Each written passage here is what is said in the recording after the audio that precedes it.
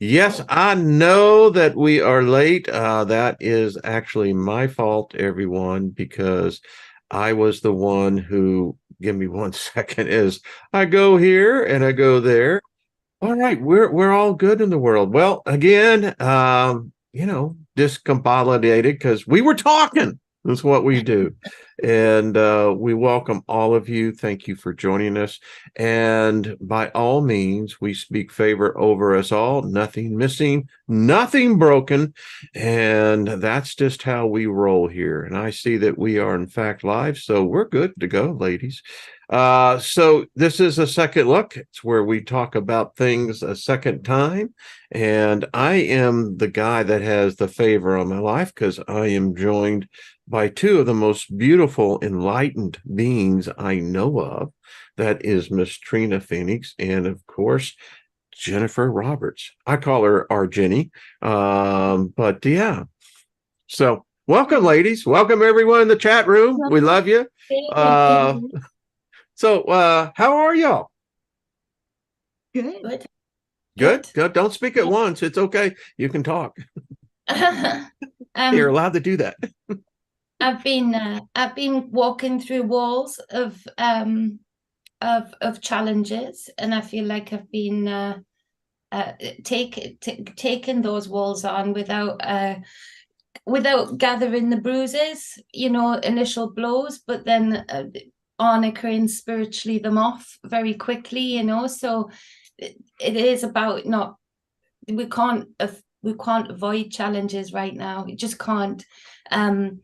Especially when you're an esoteric being that has a very different light that's being shed on the streets everywhere today. You show up, you're seen, you're noticed. And so it's about choosing the walls to battle with. But, when you see them, head down and, scrape the floor and go. And so I've been doing that. It's rodeo time. Giddy up. Giddy up. That's what I say. Pick and choose your battles. There's a Proverbs that says that. And in fact, the art of war really is about, picking and choosing those battles. Yeah, make the hill you want to die on worth it every time.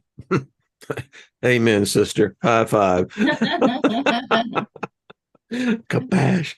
So, Miss Trina, how are you? By the way, both you ladies are looking absolutely stunning. And Jenny, I just want to add on to one comment.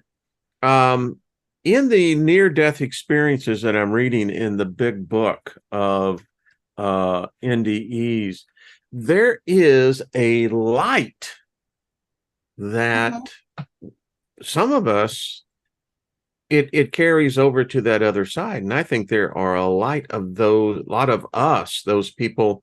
Emily, I've told this story before of Lynn and I when we lived in Colorado, we're at a mall, and this person came up to and said they had been praying, and the person said, I saw you by the light. Yeah. He said, wherever you went, this light was following you. It's the halo and it's the aura, but that transfuses from the DNA level. DNA is affected by and made up of frequencies, that create the certain helixes inside of it. That goes through into the spiritual realm, as above, so below, as within, so without. So there's sort of like this imprint of ancestral DNA light that follows you through. And there's also this etherical light, which is, I just believe it is your light being absorbed by the luminiferous ether that we're all surrounded by, that Nikola Tesla talked about.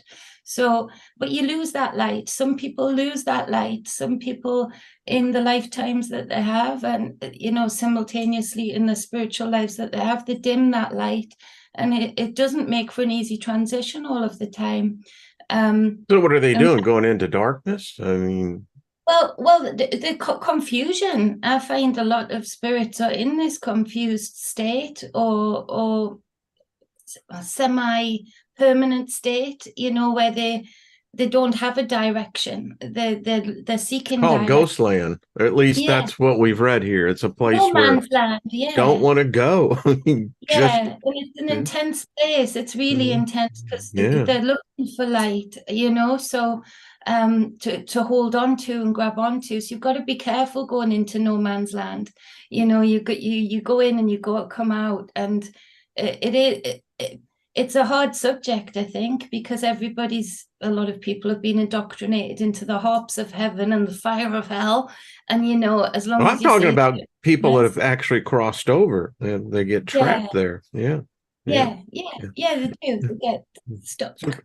but and I think it'll go to the theme today as we get more into letting go. So Mhm. Trina, I stepped in on there, but hey, how are you? Wonderful. And I am just glad to be here, and I love our conversations and They're consciousness. deep. Yeah, I love this. I look forward to it every week because it's just great mind candy. So thank you for driving the school bus, Wayne. Hey, Yeah. listen, I get paid well for this. I know, right? That's the greatest thing, when you do it out of the love of your heart, the rewards, it's like, That's right. yeah, this is pretty cool stuff. Yes, it Just is. me. So we're Yeah. talking about, I thought today, I've been teaching on magic and, how the fact that Trina, as you were telling me, you've watched the evolution, how there was this period where I was just angry at the fact of, when you start becoming, all right, I can use the cliche, more enlightened. Yeah. There is a period, maybe it's just me, but it's almost like a grieving period where you become angry. And I was angry. I was angry at the thought of, spending 5 decades in, a mind spell. Never really. Here's the interesting thing. When I look now going through the experience, I had these questions, these red flags, 40 years ago. Yeah. Anyway, so thank you, Trina. You have shown that. And now you eventually get into this place where there is this quiet acceptance of not defeat, but realizing it's a choice. Yeah. You can be angry and that's fine. I mean, there's a purpose and a reason for anger. But the thing about it is that you come to this conclusion that you just have to let it go. Mm-hmm. Yeah. And the easiest way for me to let things go is to find a way to shift it in my consciousness. So when it can't run through the same program of my mind, it can't have the same effect upon my reality.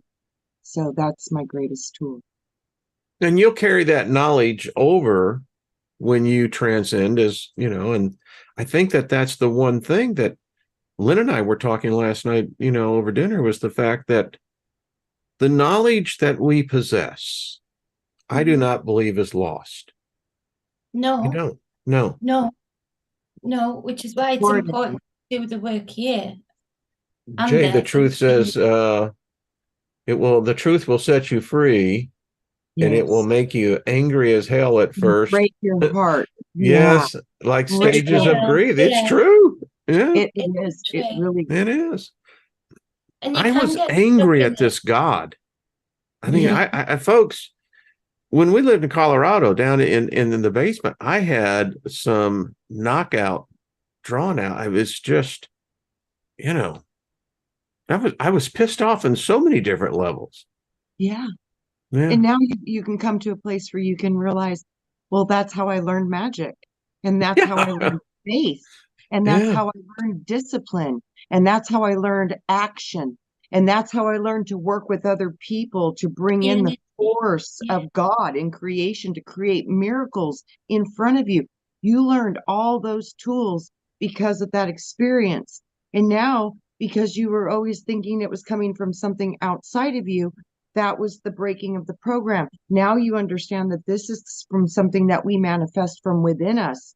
And it's a flip of everything inside you. The reality, everything flips on its head and everything goes backwards, right side up. It's a hard process It's to a go total through. different paradigm. totally, and it Yeah. wrecks your reality, and it wrecks your friendships, and it wrecks everything. But it's the narrow path would be one few would walk upon, and it would be a very difficult path because it goes against all the norms of society and belief patterns that we've been taught. So You to step said outside, something, and it's actually going to be tomorrow's show, is the fact that it takes discipline to make it work. yeah, And you just said something, and as Lynn and I were talking about this, it was very odd. I said, you know, when I was into hallucinogenics, I found myself having to be in a forced discipline of a state of consciousness. I had this chemical going through my brain, firing up synaptic pathways and igniting areas of the brain that typically are not used by most people. And at the same time, I had to keep the spatial awareness of the reality that I was in, which I call the world of the straights. In spirituality, it's much the same way. I think you can become to a point in your walk here where your spiritual perception overrules what you see as the physical perception of reality. that's a 5D existence in consciousness. Is that what that is? That's exactly what that is. Well, I got off the train on that stop and I went, holy crap. Yeah. It's like, It's a hey, totally we ain't in deal. Kansas anymore, Toto. Yeah. If you think about the mushroom journey that you went on and all of the other psychedelic journeys that you go on, they're actually replacing things that we used to have in our foods that the Bible actually in code still talks about, mostly frequency, mushrooms, herbs, spices. It's all that. It's not the characters. And so when you're going into that, Trina's right, that's the experience of the 5D consciousness. And through that, you can train yourself, because what you're doing is you're keeping your own reality in this space, but you're consciously balancing simultaneously your spiritual realm, Bingo. the DMT realm. And so that's the practice that I talk about putting in this life, that actually I find when I speak with spirits that go beyond, do a lot better. They're more comfortable. They're very comfortable. A lot of times they're quite explorative and quite excited a lot of times for those that have put in that work and done those experiences. And the very thing that we're prohibited from, for various reasons, being careful, is the very thing, when you look at it, that would put us into the right training of stepping in time in both realms, in both spaces simultaneously, with Bingo. both hemispheres of the brain working and both balance of the yin and the yang and the spirit working. So it's expansive that you've had this journey, because you did do the psychedelic journey, then you went super conformist into the religion, but you were still seeking magic. You were still seeking alchemy. Your spirit was still calling out. You just wanted the facts and knowledge to back up your personal experience. And it is a betrayal when you come out of it, and it's a heartbreak. It's like being in any narcissistic, deceptive relationship. You come out of it and you're broken, then you're angry and you're enraged. But anger is only serving to get you into a safe space of submission and then clarity and then letting go. Anger only serves you for a very short time. Otherwise, it starts to eat your brain. We know that people stay in anger, their brain deteriorates, and so does the spirit. And so it's about being honest about that position of where we're coming out of any kind of conditioning, religious, political, any of the illusions. It's about not being hateful for those that are in it still and not those that are coming out of it. They need a blanket. They need that net. They need the net to be able to let them be buoyant in that space while they process the things that they feel betrayed over. And then you get to a point where you realize, but I'm putting my anger into a God that is completely made up of whatever political or man-made sphere is creating it. So then you realize I'm putting my anger back into the energy of them. And that's when you pull it back and say no more. And that's a real step of, wow, that's the first point of letting go, I feel. And I think that if you can't let go, you won't grow. No, you can't. You sink, you shrivel. Yeah. you're trapped in the loop. Mm-hmm. And you don't get out of the central point of the light. You get stuck in the loop and you're back on the track and going on back on the trains of consciousness in this simulation that we call reality. So yeah, if you can't let go and realize that you're not you, that you're a part of source, and that is unity, but in a separate vessel, you're taking on a character in a simulation based upon the inside coming out. So everything that is in our reality is a product of us creating from the inside. You know, when you look at this as a metaphor, you could say, okay, how did this reality get created? Okay, so what if we were explorers going in space and we had a long journey through space because we'd already explored much of space around us and there was nothing but darkness. Nobody could see anything. There was no light. There was nothing. So we were in the spaceship. We knew we'd be in there for years and years, just traveling through the space to see if we could find anything that was existing. Well, within the spaceship, they got bored and they decided to create a simulation within the spaceship so they could play these VR headsets and create these realities and build these worlds with their imagination. Well, the crew that couldn't play on the simulation witnessed that as they were playing the simulation in the spaceship, it was changing space around them. We are doing that. So we've created all of this with our imagination, and that's source. So you as a fractal of it, you're in a separate sleeve thinking that you're separate, thinking that you're you, when in actuality, that's far from what you are. You're so much bigger because you're connected to that bigger part that makes everything. Well, it's like So, I was making reference that we are in fact gods. yeah, you're There's part no of it. other description. Only a God can do that. Only a God can God made literally God. alter reality. Ye are children of God. Gods Yeah. make gods. Yeah. So that's kind of how it works in the genetic line. You know, I was under always this burden, this weight. You know, I was writing to Joyce Marie, how you doing, dear, in the chat room before we went live that, you know, we say to people when we leave them, well, take care now. And that's actually a curse. What you're saying to them is the care, and in fact, it's what the Jesus dude taught. He said it's the cares of the world that hold the spirit down. Yeah. Be afraid, isn't it? As you go out the door, be afraid. We're telling you to take care. Yeah, take care. Exactly. It's a curse. Well, Yeah. just like Because what you're saying to them, you take care, and then, but that's the exact opposite of what you should be saying. You should, if you're going to say it, say take care less. Yeah. Yeah. And good morning. Good morning. Good death. Good be sad about your death. Yeah. Yeah. Isn't it great to be sad I about used to your death? teach sales in a corporate level, and one that's how I used to open up my Saturday sessions. It was not MORNING, it was MOOURNI, good morning, you know, because it's true, because that's why you need the coffee to change the attitude, the energy, etc. Yeah, this is some weird shit, man, all the way across the board. I mean, and again, I contend only a God can do that. Yeah. And going back to what Trina said, which was an amazing analogy of the VR headsets, is that letting go period for me, for in my spiritual coaching experience, it would be that the worst part is of when the people actually get angry at you initially. Sometimes they come back, sometimes they don't, just because you let them stand up. And about 6,000 of them here. Yeah. You know more than anyone here, and it's, but what they're actually afraid of is what Trina said. There was a beautiful analogy of the power of, yeah, I loved it, by the way, Trina. You ought to copyright that. And using both hemispheres. And it is, it's out there. People are doing that. That's, you know, what they're trying to market now, but people are doing that in their own self. But like Trina says, within the VR headsets and the space is a great way to depict it, but your eyes, brain, and everything else are doing it.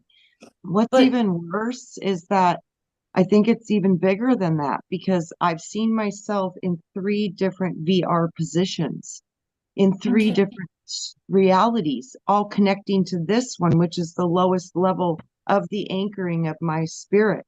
So if that's correct, holy crap, I've got a bunch of bodies I got to retrieve and wake up. get them out of the game. So it seems like it's pretty big. Or And maybe they're all one and the same body. Yeah. no, nope, nope, No? nope. Different beings are surrounding them. The ships look different, and one is at a console. One is in a standing position where there's full action and motion, and it's like a stand-up VR. And then the other one is sleeping in stasis. And I think Well, the you are a sleeper, multitasker. You and are. I think the sleeper I retrieved when I got my sleeping self out of the serpent. I think I've already found one. So this is where my consciousness has been for a while. But how do you navigate this? This is so out of the, remember Wayne, I Well, kept this is odd that you're saying this. So I watched this movie on Amazon Prime called Simulants, Hmm. and it's describing what you're describing. So in the story, you have two main characters, a husband and a wife, and they seem to have, she's an artist, he's a musician, and you're caught into this thing, and then you begin to say there's something off here. Yeah. And what's happened in this reality is that AI has developed to the point where AI doesn't become a reality. What AI allows is the human to expend their personality into an artificial virtual reality world. They become an actual simulant. And the process was that as you become a simulant, there are certain laws you can't violate. Yes. And what's happened, just to finish out, so what happened is that they did not anticipate the one thing that changed the revolution of these simulants of AI was the human soul. Apparently, if you transfer my consciousness, my soul may not be totally in it, but part of my soul is, and that's what they couldn't anticipate. Yeah, that's that light above the head. And then I see another Yeah. layer, and that one's asleep, but there's a bigger light above its head. And then I go up another level, and there's another VR player with a massive light over its head. And that's the one that's like anchoring all of the other levels. It's so weird what I was seeing. Remember, I kept telling you, I keep seeing us 3 layers deep in consciousness. Everything here is a trinity. And I think I figured it out. It's water, light, and magnetism. Those are the 3 layers you have to get through. Yeah, and there's all that symbology coming through. Because like the 5, I was learning this week, the 5 also represents, the phases of the woman, from birth to crone, but it also represents all of the components of DNA, like hydrogen. There's 5 components of DNA, and your 5 is, so we're all And we have reflective of 5 elements that rule. 5 Yeah, elements, earth, and then water, 3. fire. Yeah. It's so important. So but that's that's where the letting go process gets hard. In that, what you said, Trina, to me it sounds like, who could get triggered by that? Who could get upset by that? But people are so afraid to face anger. They're so afraid of losing control in themselves in that interim process of where they admit to themselves, I've been lied to, I've been deceived, either in a personal relationship or a religious one, or any other one. So they'll attack anything that attacks the God, even if that thing or that person is telling them they are the God within themselves, they are the creator. Even if because they're so afraid of that power's been stripped for so long, they're so afraid to actually even hold that power. And the initial spark of that power is the anger that you have to learn to transmute, the rage, the righteous rage, the righteous anger that you want to take to the spiritual courts. But which spiritual court do you go to? Because you used to go to God's spiritual court, and now Well, here comes the problem. If you look at it, the vast majority of the human population does not believe this. They don't believe that there are God. They don't believe that there is 5 dimensions. It's very interesting, and it's very narrow of what the average person is. You would go on the street. I mean, if you walked up to a person in the street to do the man on the street interview and said, "Do you know that you're a God?" if you have someone that said that would acknowledge, that's someone who I'd like to make as a friend, because the vast majority will look at you like you have lost your mind. What do you mean I'm a god? I can't fly, I can't change that. But the reality is yes, you can. Yeah, I mean, I can walk on water. I used to do it once a year, every year in Colorado. It's called snow. It's called ice. it's I so walked funny on too. It's water like, all the time. how does walking on water and being able to fly even be a definition of God? That's just Why your would it be? perception. Exactly. Right. How do It's you your define that? perception. Correct. It's like you can't define creation because it's all potentials existing simultaneously. You can't define an idea of everything when it's all everything. Like the blank piece of paper, it's there's nothing there. It's all potential until you put one mark on it. Then it's a Bingo. point of focus. You've created it. It's like that's source God. If you can't, there's no word or name or label that could be given to it. And you're a part of that as a separated point of focus. And So, that's my point of being able to prove that this works, is that I can teach, as it was taught to me, how you can change reality, how you can look over at something and say, it doesn't exist there, but I can show you that given the time, it will. well, there's That's what all gods do. potential This piece of available. So chalk changes it. if we can lock in the frequency and the code and have the thought, bam, you should be able to bring it right in. The only Calling thing you, those things that be not as though they yeah, are. yeah, That is so yeah. fucking, if people grasp that. And Matthew, I want to give a shout out to you, brother, down in Australia. Y'all should go back and read yesterday's comment by Matthew. Matthew, I'm telling you that if you give this 30 days and you do this correctly, write it down, begin to get wherever you want to be, into whatever it is. If you want to change your situation, say where you're struggling financially, Mhm. well, there's a process, but I'm telling you, if you're diligent and disciplined, you will alter your reality. That's a God. I didn't read Matthew's comment, but I've just been putting gift packs together for a clarification of that very thing, because you remap your thought pattern within 28 days, you can break that habit. Any sleep routine with babies, if you hit the 28 days and you've got it, you're like, great, done Yeah. it, We're set. thank goodness. But these advent calendars are great because they're not Christmassy at all, but I buy them up while they're cheap in January, because then I can put them in the packs because they're numbered with the days, so you can actually burn it down each day, by Wow. that amount, and it gives you a real tool. Plus the flame is important, Matthew. Draw the heat from the flame, feel the heat in the flame, watch it dance, allow yourself to be submerged in the flame with your visual while you are saying whatever transformative thing. And you will get that sneaky voice coming in and saying, but you'll never be rich, but you'll never be successful. You just keep pushing it out by saying, I am successful, I am rich, whatever your words are.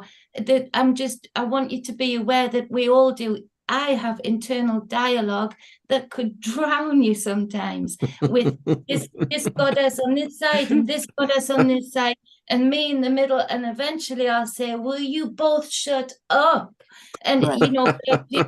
especially when I'm in deep, deep work, they're loud. They both want to have their say.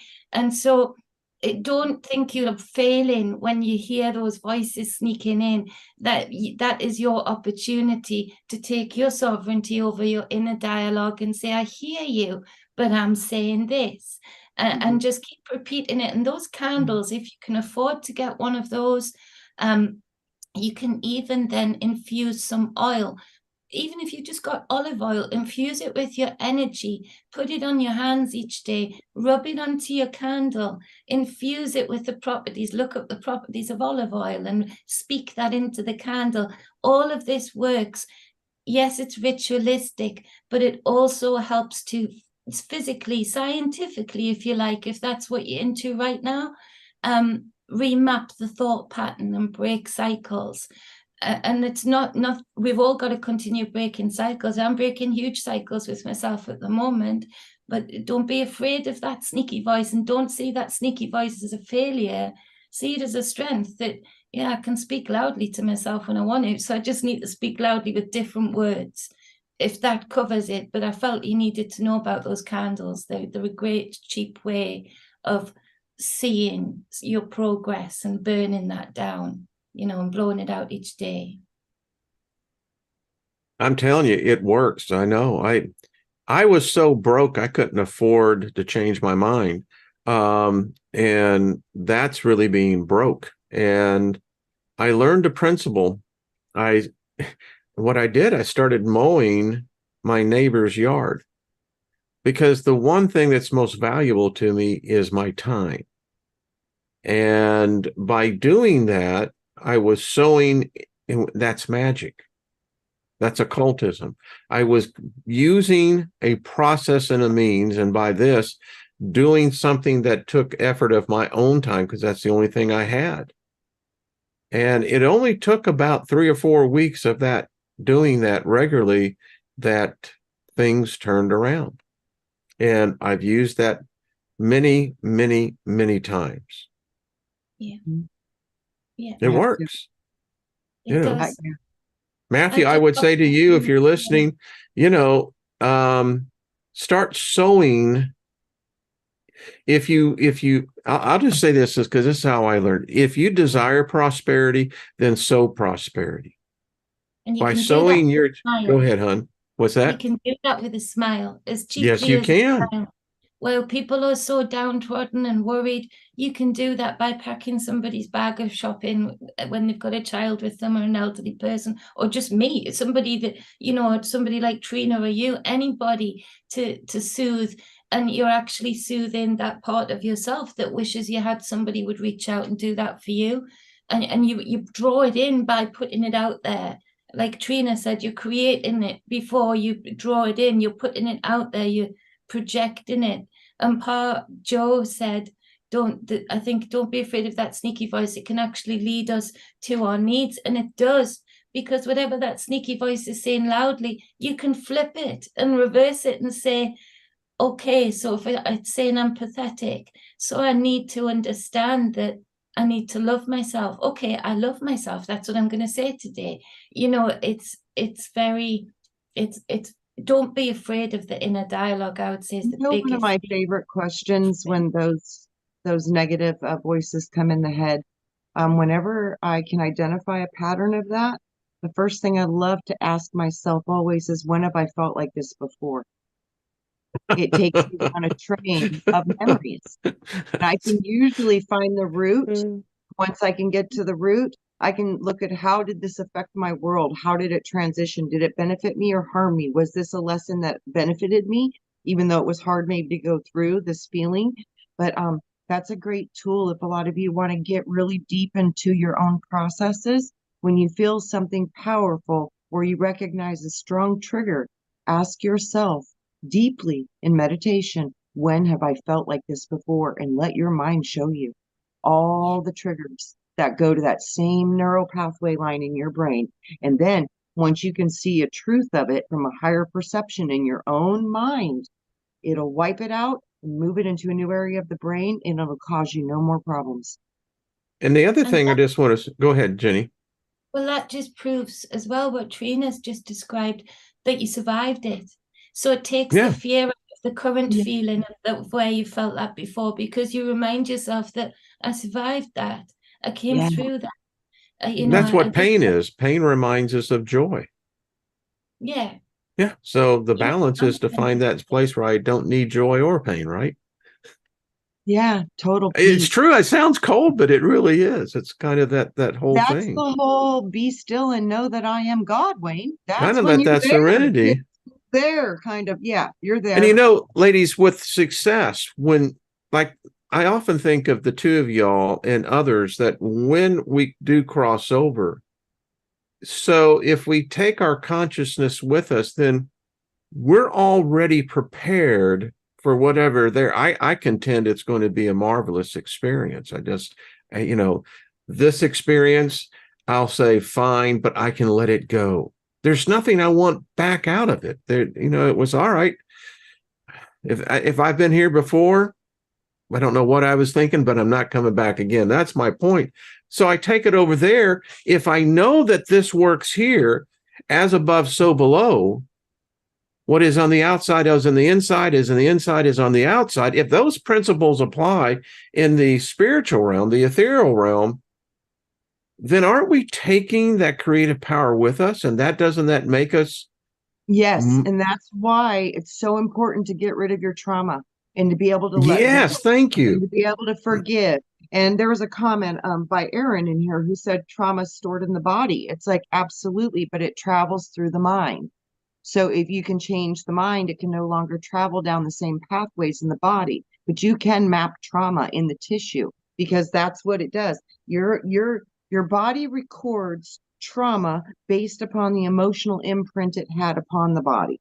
So that's why the body records memory and trauma. But you can release the trauma from the body when you can change the signal in the brain, because it can no longer send the signal down the same systems it was traveling through before. It stops it dead in its tracks. It has nowhere to go. It's the one thing I brought with me out of my coma.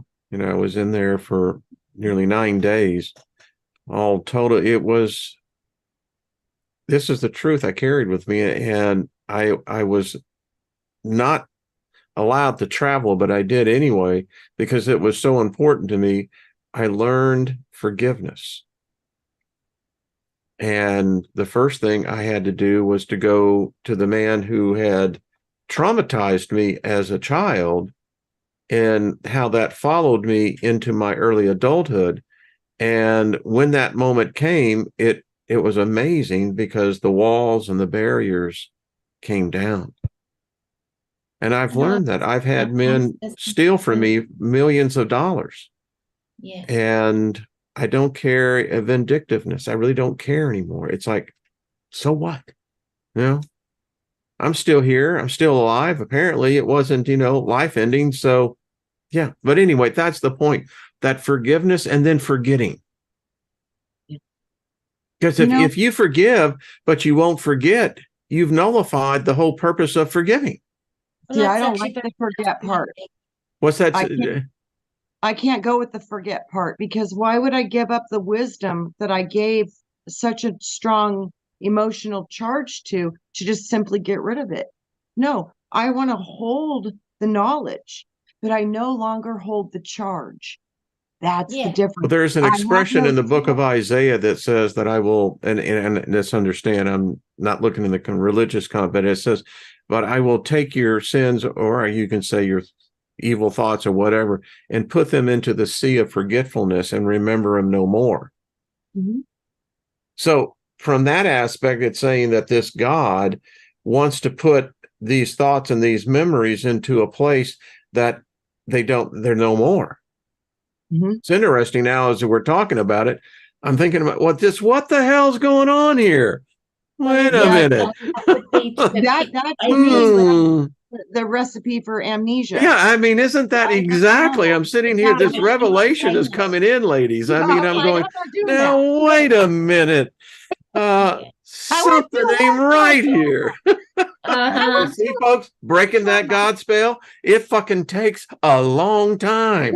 I mean, you got to have your own magic, because baby. Yeah. And that's without. So I correct myself on that statement. Yeah, because Trina said, don't forget. I don't forget. I don't actually even forgive.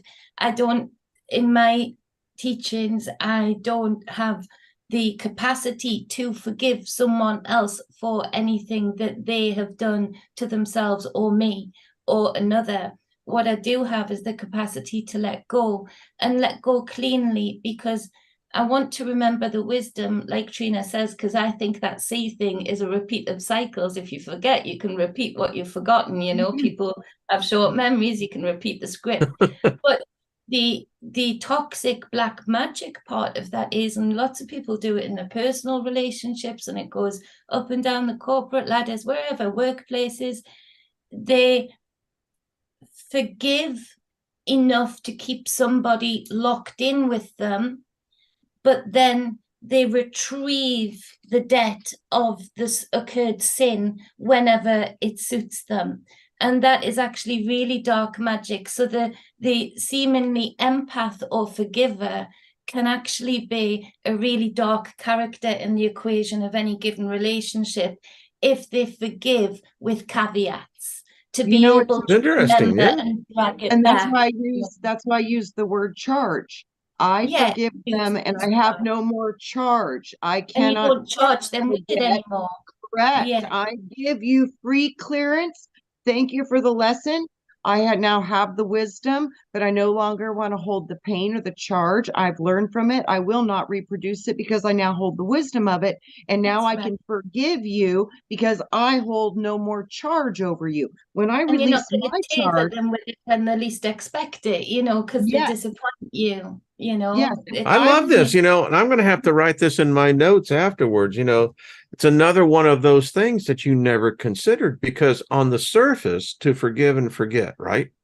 no, It seems like that is the perfect Nope, place to nope. be at. But to then forgive and release the then you're charge. going, well, now wait a minute. If I don't remember, have I been here before? Wait a minute.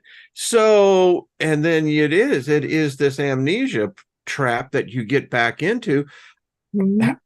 I mean, how many times has this happened before? Well, I don't remember. No, that's not growth. Mhm. That's a trap. It's like the Stumbling rat block, said, forget the cheese. Just get me out of the trap. right? Place a And like stumbling Tina said block. But good before, point, ladies. Good point. Excellent point. well, This like is Trina worth a said thumbs before, up, folks.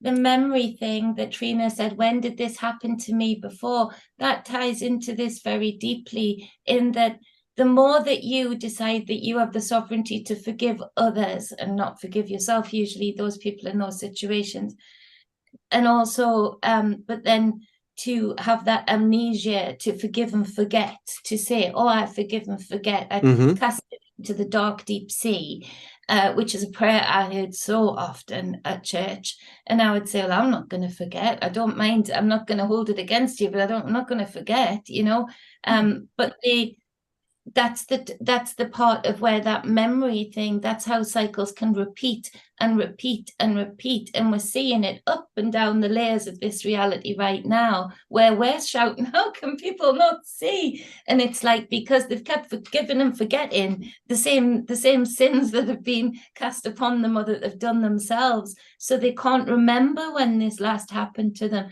And it takes that deep meditative process and that practice and the candle magic and the alchemy and the herbs to retrieve that, and talks like this, buses like yours, to be Yeah, able I to just mean, chill and then and I'm thinking pause. the trap is that, though, wait a minute, if you have this God that says that he can do this thing, then why do you have judgment? I mean, I'm confused here now because No, what is judgment? You that's the know, gods of this world. That's the gods of the world. I They're mean, you not, look at that, it's it does, not it's God. like, well, wait a minute. I thought you said you were putting that shit in the sea of forgetfulness. I don't remember it, but what? Now you're, what? I mean, you said it. You can, what I would call basically obliterate the charge. You have this this neutral charge. All right, yeah, I've Yes, forgiven you, but and it's true even in the business world when you've had someone screw you over and then they come back and say, listen, confess, blah blah blah, let's go ahead and move forward. Well, I can tell you from personal experience, I may have forgiven the dude, but I ain't fucking trusting you again. At least not the way I absolutely. did before. And if Absolutely. you do, that shows you where you still need growth, Yeah. where you Yeah, because know your pocketbook's about to get real light too. yeah, if you keep doing that same thing and being screwed over, then you can't deal with the people that are screwing you over. Only they can deal with them. All you can deal with is what is within you that allows you to get screwed over. So That's what you I need mean. that This is time. a lesson of discernment. You have Yeah, to it is discernment. That's a good word. That's That's right. exactly what it is. And this is how the healing takes place, is when you can see from a higher perception of, why did I create this? Why is this in my life? So I'll know this character when I see it again. Because right now is level 1. My game's going to get bigger and I'm going to need to know later on and be able to identify this character. So thank you for the opportunity. Now I see you and I'll be able to recognize you when you come into my field again. And when you can get to that place and say, you just gave me a gift because now I know you're kind. Thank you. Interesting you say that, because my exact thought, my wife, who was really hurt in a previous marriage, she has this unique ability, and I have seen it timing, and we have been in large private meetings and etc. She can find out, she can sense a person who's in an adulterous relationship. Yeah, you can see them a mile off. She'll tell me, she says, They're that guy is not being, and in fact, she pointed out in a situation that she had no knowledge of, she said that person and that person, are cheating. And I'm thinking, okay, where did that come from? What comes from that deep lesson, right? Yeah, that knowing of the spirit of adultery, the betrayal. When you felt it, you feel it, you smell it, you see it coming. Yeah, and adultery is the ultimate betrayal, in my opinion. Yeah. It's just, it really is. So It she is. doesn't, now she knows. She knows. What's the that, frequency. hon? You see that judgment card? That judgment card is them rising from the tomb, and what it speaks about is hearing that frequency, that sound of the higher consciousness. Now, it's got the red cross on there, but it's a trumpet sound. It's a frequency, and it's making them rise from a dark tomb, completely naked. They're separated by a sea, and there's more people being awoken by other trumpets on the other side, and it's talking about more of becoming more of self in the raw true nature of self, naked, rising to your higher consciousness and of understanding. It's not talking about judgment of a court system or judgment of you judging another or the person. great white throne. That's the thing that Baptists will put into your mind. That judgment, it's talking about being called by the higher consciousness, like Trina was talking about, those highest parts of herself in different realms, where she's been drawn up to rise, but not to rise with the drapes and the cloths and the trappings of all of the labels that you've acquired, but to retreat to that tomb for a while, to be still with self, unafraid of self, and rise naked and raw in true self to the frequency. This is DNA rising. That's depiction of DNA being called by a frequency that dings the consciousness, like a message coming through your phone. So it's like, that's what judgment is. So it's, again, they've weaponized words so much. To me, we've watered down the meaning of words, the same as we have frequencies into these. It could be letting go at the same time. Isn't that what a judgment is? Yeah, you leave everything in that. I was going to say, if you're naked, there ain't nothing there to hide. Nothing to hide. Because you're not hiding from yourself. You're not hiding from your own DNA, your own sequence, and your own frequency, your own resonance. And that's kind of the story of the garden, isn't it? Is that Adam and Eve, were the fact that they were aware of themselves. Absolutely. I mean, that was the sin. It wasn't the sex. It wasn't that. They became aware. And it's interesting, because when you become aware of your nakedness, and then I'm just speaking on, and this, what happens, there's two things. There's either shame, or there's this other aspect of almost being proud of having the body. I don't know. You know what I think of when I think of that in the Bible, that what was shown to me was that the nakedness was because the garments were removed. Remember, I told you the garments held all the wisdom and the symbols and the sigils and the language and the stamps of your passport of the lifetimes you'd been through. So it seems like to me that the nakedness that we were brought into with the fall was the nakedness of being brain wiped. We lost all of our wisdom that was. We were wiped. And that's what I think. I think the story's metaphorical, of course, but that's what I love. It has so many different potential definitions. What's your perspective on it?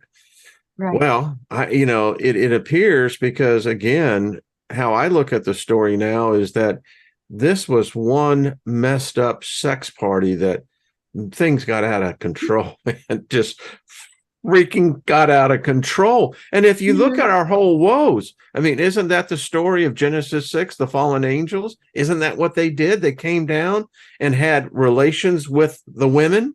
I mean, yeah, and they wanted to make slaves for them to do the work. So I always think it's like, what if you're right, Wayne? We might be the original AI. I mean, I'm thinking to myself as well, is that so when did the angels start having sex? I mean,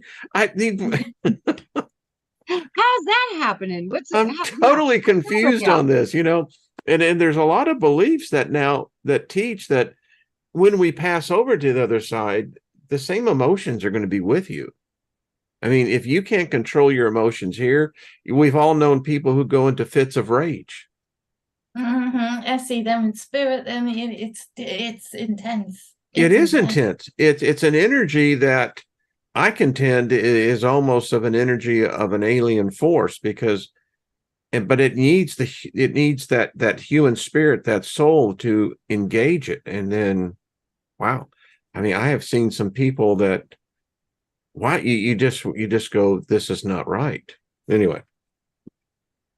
Yeah, I digress. and I don't think necessarily we were all as wiped by a greater force as much as even we think either. They have to work so hard with the conditioning in this realm to maintain the tiers of power. They have to work so hard through schools, through work, through, you know, through social media. We condition each other. They work so hard with advertising, and, you know, why work so hard if we're all wiped? You know, that I just have memories as a baby of knowing where I'd come from, knowing that feeling of that space more than knowing where it was, and seeing the colors, the energies playing in my hands. Theo reports similar things. I think as well, we've got the power there to retrieve much more, like Trina says, than we've allowed ourselves to think. And when you talk like that, Jenny, because it always gets down to the debate, was that your soul or was that your spirit? What I'm coming to, pulling into a destination, it looks to me that it's not really a matter of the soul. It's not a matter of the spirit. It's really consciousness here. Mm-hmm. And that's what we're talking about, is consciousness. Does consciousness require a spirit? Does consciousness require a soul? Well, Nikola Tesla didn't think so. That's he what didn't think. refers to the we say that there's a universal consciousness. Then, as you said, we're a fractal of a part of a consciousness that is beyond our capacity to even comprehend. I got thrown into it, and Wayne, and it was so much information. I thought I was my brain was gonna. I think it would blow the circuit out. For it to stop. Please stop. It's too much. Yeah, I felt everything at the same freaking time, and anytime something would stand out, it would suck me into it. And I was bouncing in and out of trees and frogs and sex and screaming babies and stoplights and electricity. Oh my God. Oh my God. Oh my God. Time out, please. You know, it's like, God. Yeah, I was like, please stop. This is just so much. Yeah. And then the time I got thrown into the universe, when I told Creator I wanted to see what its creation looked like, and then it laughed at me and it threw me out in space and started showing me universes. After about 3 or 4 of those, I wanted to explode again. I was like, please stop. I'm going to explode. I really thought I was going to lose my consciousness. I mean, so does that make us children of consciousness? It makes me wondering that, you know, because you're in a tube, like you're because you see some people and you'll say that's a young soul. Then you'll see some people and they say they're an old soul. I mean, is this part of this aspect? I mean, because to me, I don't think it's a soul or a spirit. It seems to be consciousness. Again, it's the wording, isn't it? It's the wording. And I think the wording misleads a lot, because to me, when I see a new spirit, sometimes with such a force about them and such an excitement about them, I think, oh, there's been like a retrieval of an ancient development. You know, this, as the luminiferous ether, like Nikola Tesla talked about, continuously moving like this gel-like substance, or something's come back around again, and it feels so new, and it's so new to this space. I don't necessarily think, oh, that's a new spirit, as in the terms of, oh, it's been brand newly manufactured and thrown into the consciousness. It's more like, oh, something that has been so distant to the reality that's been here for quite some time has come rolling in, like that tumbleweed, coming through the desert. And you feel it, you see it. And I think so, again, the wording is very misleading and limiting as to what people, are labeled as, if they're called a young soul or an old soul. Yeah. It's, You know what I think, Wayne? You were asking the question, do you think consciousness needs any of those things? I think for as high as I can process in the different realms of creation, which have different physical laws, the one common theme I keep seeing is even plasma is water, ether is water, but they're different stages in a different modalities, biological photonic structure. I don't know how to explain it because I don't have words for it. But it seems to be like they talk about the Holy Spirit and the Shekinah glory. It comes in as a mist, as a fog, as water. It's mist, water. So I see the connecting element through. And by the way, that Shekinah glory, and I experienced it at a Kenneth Hagin camp meeting. The thing that I look back now is that it's oppressive. It's heavy. You can't stand in that energy field. And that's what I'm realizing now that we were experiencing. It was the manifestation of an energy field that most people would say, well, no, that's not possible. But yeah, it is. And that's what we're attracted towards. You said earlier, the beginning, that's what I wanted at a church, Jenny. It was the supernatural. I wanted to see what I'd already seen in my psychedelic journeys of being out of the body. And the part of that church bringing up for me right from birth in, like you said, the Kenneth Copelands and stuff, where we came to my granny's house and, you see them. I'm not going to say, but that would be a personal thing, but the energy that's brought in, and the prayer meetings that were held at my mum's house every Wednesday, at Granny's house every Tuesday, and I would be in on it and seeing that I could make people shake and tremor and giggle and spiritual laughter, and the energy in the room and the alchemy that my mum was doing with the cooking and the oil and the anointing of people. It felt good because it is good. It is what works. It's what we've been doing before any religions. So that is something that draws people like us to that a lot, whether that's from birth or from, being drawn to it from the psychedelic experience, then seeking more about the knowledge. You're drawn to the frequencies that are held in the living word. And the living word isn't the words bound up in the leather book. It's those meetings that you're at. Yeah, it is. That you're in, and you feel it living, you feel it moving through you.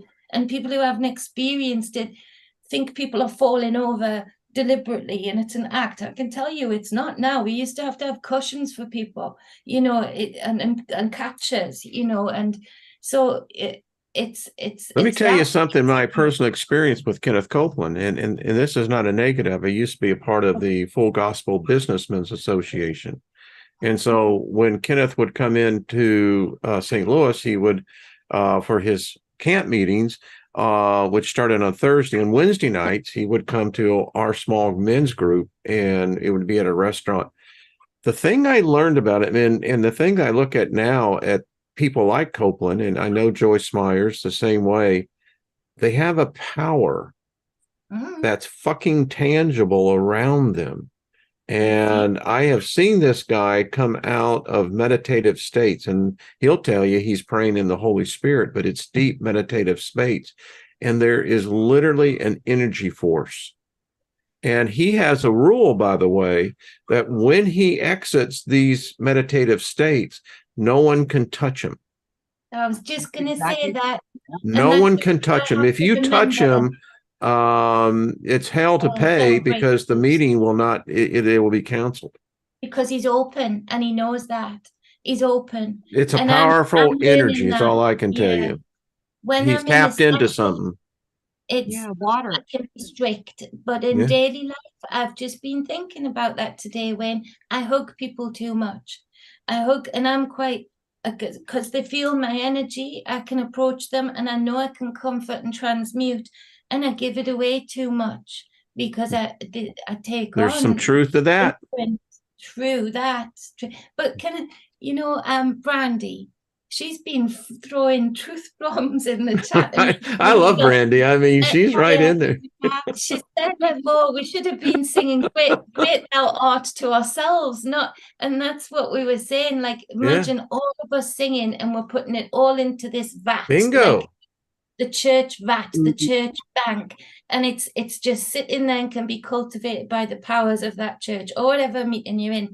But Brandy, like said, we should have been singing, and I could hear her say, should have been singing great thou art to ourselves, never mind. Ain't that the truth, Brandy? That is the truth. Yeah, and that's the kind of thing for Matthew. It really is, Brandy. I see the opportunity in the days ahead that we can possibly come together as a group. We're still out there, but I think that's that kind of thing that can happen. You know, when you get together, I'm not opposed. I understand the power of praise. I really do. It is empowering to sing forth praises. It's the point of where you're directing that power, because it's coming from whatever you want to call it, your soul, your energy, your consciousness. It's powerful. From wow. This hour is just wow. Okay. I'm blown away. It's fun. It's interesting. Exactly what happens every time is like, okay. Erikel Toros put a comment. He's like, yeah, everything is water. Water is hydrogen. That's the serpent gene. That's what I keep seeing. This water. But this is third dimensional water. I see water in the fifth dimensional having different properties, qualities, and consciousness. And then when you get to 7, it's completely different. Completely different. It doesn't have a lot of form anymore. It's very hard to put into words.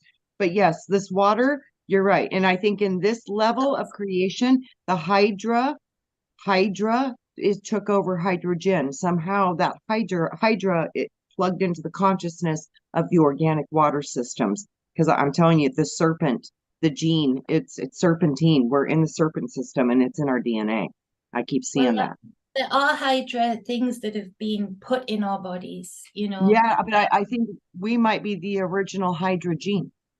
Oh, yeah, that's what I'm agreeing with you. I think it's like the parasite of this Hydra. I think you're onto something. Yeah, and there's more. You're right, Jen. They're putting new ones in. You're right. I'm like, another one. And another one. And another one. Another one bites dust.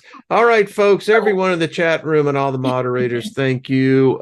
We love you. And ladies, wow, love y'all. And boy, I love these Tuesday get-togethers. Holy crap. Make sure you hit the like button and make sure you subscribe to these ladies' channels. Come on. You know, they should be into the tens of thousands. So and I'm only putting energy into what's like the energy to be put into, you know. We've got to be strict with our energy.